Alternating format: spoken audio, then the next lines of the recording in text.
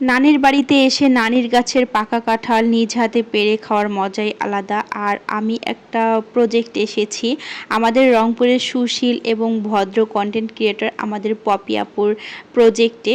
তো সব কিছু মিলিয়ে থাকছে আজকের এই ব্লগ। সো হ্যালো ফ্রেন্ড, আসসালামু আলাইকুম, this is me Ruma from my page ছোট রাঁধুনি রুমা। গাছ আমি আজকে প্রথমে আপনাদের দেখাবো আমাদের আমের শহরটা। শহর না, এটা গ্রামই বলতে পারেন। তো যাই হোক, যাইতে যাইতে একটা মজার খাবারের সাথে পরিচয় করে দিই আপনাদের। এটা আমাদের রংপুরের ঐতিহ্যবাহী একটা খাবার, সেটা হচ্ছে 12 ভাজা। তো এটা হয়তো বা অনেকে অনেক নামেই চিনে। এটা 12 প্রকার ভাজা দিয়ে এটা বানানো হয়, অনেক ধরনের মশলা দিয়ে। অনেক ধরনের মশলা বলতে ধনিয়া পাতা, দেন হচ্ছে এখানে পেঁয়াজ মরিচ, মানে এগুলোই থাকে, সরিষার তেল দিয়ে আর কি এটা বানানো হয়।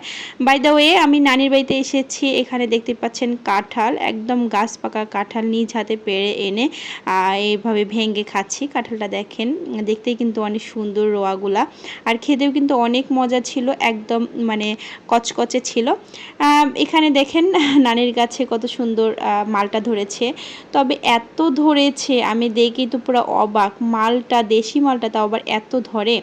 আমি এখানে ছাদে আসলাম, ছাদে এসে সব কিছু দেখাচ্ছে। এই যে আমার এটা মামা বাড়ি, মানে নানি বাড়ি। আর এটা যে ছাদে এসেছি এটা আমার খালার আর কি বাসা করতেছে ছাদ। তো যাই হোক, এখান থেকে কিন্তু খুব সুন্দর একটা ভিউ আসতেছিল। বাই দ্য ওয়ে, এখন আমরা যাচ্ছি আমাদের রংপুরের ঐতিহ্যবাহী হাড়িভাঙ্গা আমের একজনের আর কি বাগানে। তো এটা কিন্তু আমাদের রংপুরের সুশীল এবং খুবই ভদ্র একজন কন্টেন্ট ক্রিয়েটর, তিনি হচ্ছেন আমাদের পপি আপু।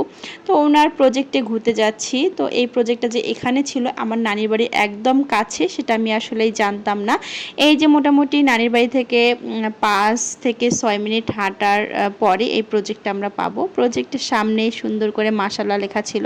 দেন আমরা এখানে এসে দেখি প্রজেক্টটা বন্ধ ছিল। বন্ধ বলতে তালা মারা ছিল না, একটু গুণা দিয়ে সুন্দরভাবে আর কি করা ছিল। তো আমরা সুন্দরভাবে এটা খুলে আমরা ঢুকে গেলাম। পরে ঢোকার সময় এটা গুণা দিয়ে আমি সুন্দর করে আবার আটকিয়ে দিচ্ছিলাম। তো দেখতে পাচ্ছেন এটা। তো প্রজেক্টে এসে কিন্তু আমার খুবই ভালো লাগতো, একদম মনটা খুবই ভালো হয়ে গেল প্রজেক্টে এসে। তো দেখতে পাচ্ছেন কত সুন্দর এবং অনেক বড় একটা প্রজেক্ট ছিল। আর বাগানগুলো এখানকার বাবারে বাবা এত বড় ছিল। আর এখানে দেখতে পাচ্ছেন ক্যারেট, এখান থেকে কিন্তু হাড়িভাঙ্গা আম আর কি অর্ডার নেওয়া হয়। আপুর একটা পেজ আছে, হয়তো আপনারা অনেকেই জানেন।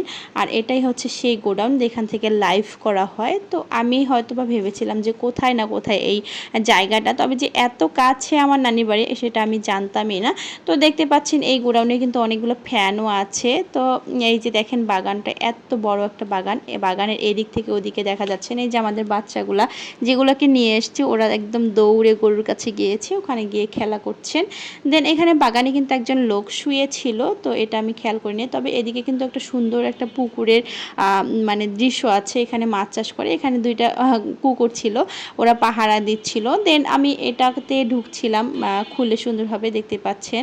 তো এখানে ভিউটা কিন্তু অসাধারণ। এখানে অনেকগুলা গাছগাছালি ছিল, মানে এক সাইডে গাছগাছালি, আবার পুকুরের পাশে শশা গাছ লাগিয়েছিল, দেন বরবটি গাছ লাগিয়েছিল, আবার আঙ্গুর গাছ লাগিয়েছিল। সব কিছু মিলিয়ে আমার খুবই ভালো লেগেছে প্রজেক্টটা। এই যে দেখেন এখানে প্রজেক্টে কিন্তু মাছও ছেড়েছিল, আর এগুলো ছিল হচ্ছে বরবটি গাছ।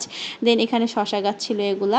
তো এটার আমি ফুল একটা নিয়ে পোস্ট করেছিলাম যে বলেন তো এটা কিসের ফুল। অনেকেই আসলে বলেছিল শশার ফুল, তো অনেকেই বুঝতে পেরেছে। আমি কিন্তু এটা বুঝতেই পারিনি যে শশার ফুল, আমি ভাবছি যে জালি কুমড়ার ফুল।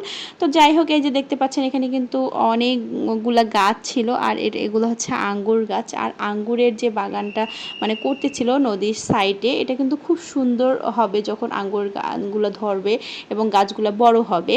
তো এই যে দেখতে পাচ্ছেন এগুলো কিন্তু সবগুলাই আঙ্গুর গাছ। তো এখানে কিন্তু অনেক গাছ ছিল, অনেক শাক সবজি ছিল। আপুর প্রজেক্টটা ঘুরে খুবই ভালো লেগেছে। এখানে দেখতে পাচ্ছেন কিন্তু অনেক ধরনের শাক সবজি, মানে উনি কৃষি নিয়ে আর কি ওনার ভিডিওগুলা খুবই ভালো লাগে।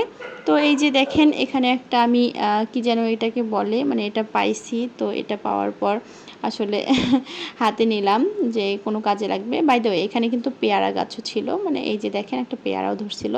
তো এই যে এটাকে নিয়ে আমি মজা করছিলাম। এগুলো কিন্তু আমরা বলি লজ্জাবতীর গাছ। ছোটোবেলায় এগুলো দিয়ে অনেক খেলছি। আপনারা কে কে এটাকে চিনেন অবশ্যই কিন্তু কমেন্ট করে জানাবেন। তো আজকে ছিল এটাই আমার ভিডিও। তো আপনাদের কাছে কেমন লাগলো অবশ্যই আপনারা কমেন্ট করে জানাবেন। আর আমার ছোট রাঁধুনি রুমা নামে আরেকটি আমার ইউটিউব চ্যানেল আছে, আপনারা অবশ্যই একটু সাবস্ক্রাইব করে আসবেন।